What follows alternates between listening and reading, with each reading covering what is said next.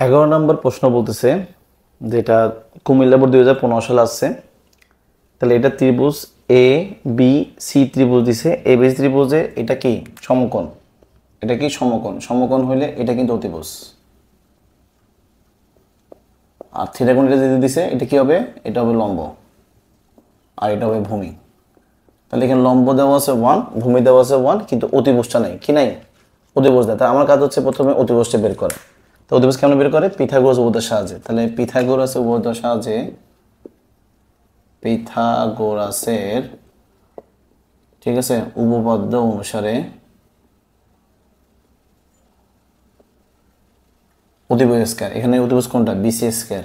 তাহলে BC square is equal to লম্ব হচ্ছে যে সিএ স্কয়ার প্লাস ভূমি কত, এবি স্কয়ার।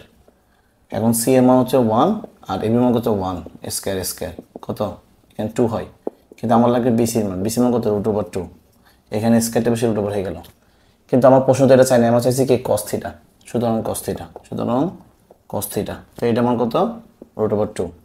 cos মানে লতি, sin মানে লম্ব বাই অতিভুজ, আর cos মানে ভূমি বাই কত অতিভুজ, লতি ভূতি, ভূমি বাই অতিভুজ।